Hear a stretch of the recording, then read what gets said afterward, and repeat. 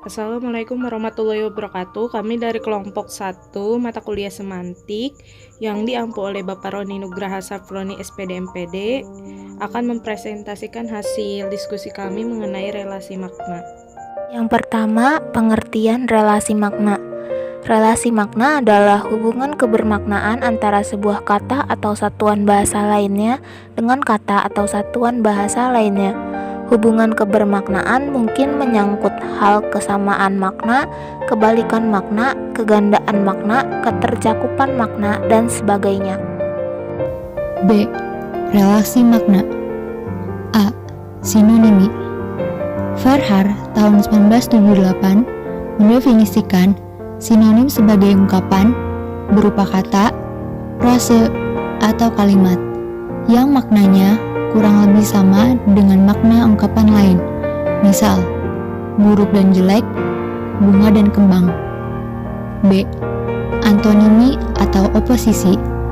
Farhar tahun 1978 mendefinisikan antonimi adalah ungkapan, bisa berupa kata, tetapi dapat juga berbentuk frase atau kalimat, yang maknanya dianggap kebalikan dari makna ungkapan lain.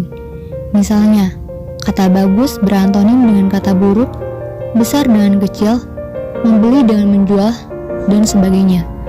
Berdasarkan sifatnya, oposisi dapat dibedakan menjadi 5. Yang pertama, oposisi mutlak. Yang kedua, oposisi kutub. Yang ketiga, oposisi majemuk. Yang keempat, oposisi hubungan. Dan yang kelima, oposisi hierarkial.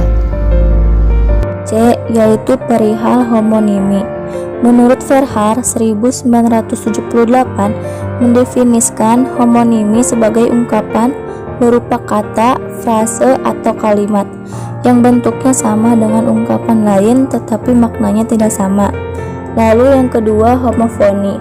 Homofoni berasal dari kata homo yang bermakna sama dan fon yang bermakna bunyi.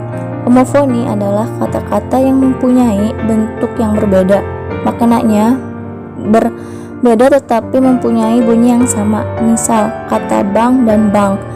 Bank adalah lembaga yang mengurus keuangan, sedangkan bank berasal dari kata abang yang bermakna kakak laki-laki.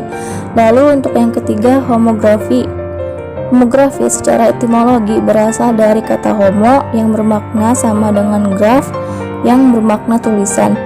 Homografi adalah kata-kata mempunyai tulisan yang sama tetapi bunyi dan maknanya berbeda. Misalnya, teras dan teras.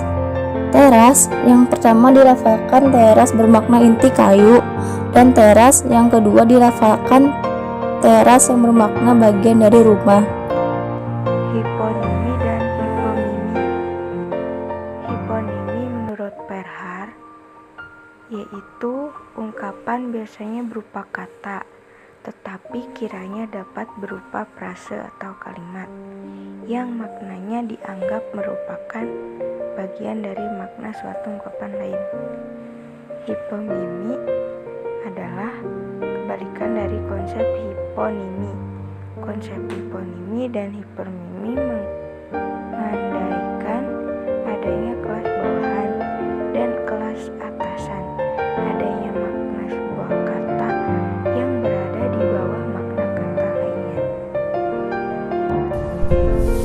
Polisemi.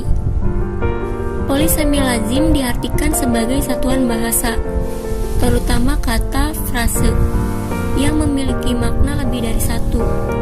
Misalnya kata kepala dalam bahasa Indonesia memiliki makna sebagai berikut.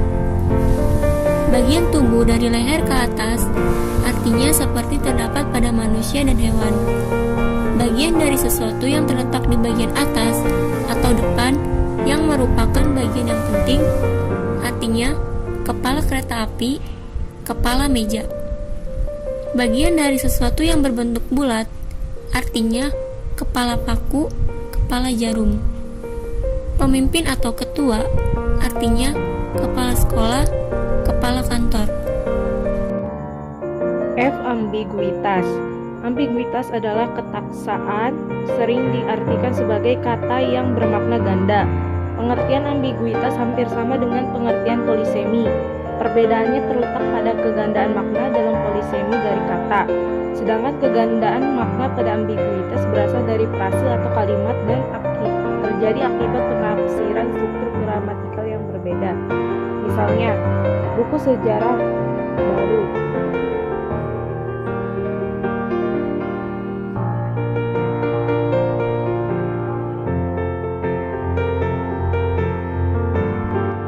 Selanjutnya adalah redundansi. Redundansi sering diartikan sebagai berlebih-lebihan pemakaian unsur segmental dalam suatu bentuk ujaran. Misalnya, bola ditendang Udin dengan bola ditendang oleh si Udin. Nah, pemakaian kata oleh pada kalimat kedua tersebut dianggap sebagai sesuatu yang redundansi, yang berlebih-lebihan dan sebenarnya tidak diperlukan. Jadi untuk kesimpulannya yaitu relasi makna adalah hubungan semantik yang terdapat antara satuan bahasa yang satu dengan satuan bahasa lainnya. Satuan bahasa dapat berupa kata frase maupun kalimat, dan relasi semantik itu dapat menyatakan kesamaan makna, pertentangan makna, ketercakupan makna, kegandaan makna, atau juga kelebihan makna. Relasi makna biasanya dibicarakan masalah-masalah yang disebut sinonim, antonim, polisemi, homonimi, hiponimi, ambiguity, dan redundansi. Sekian dari kelompok saya, terima kasih. Wassalamualaikum warahmatullahi wabarakatuh.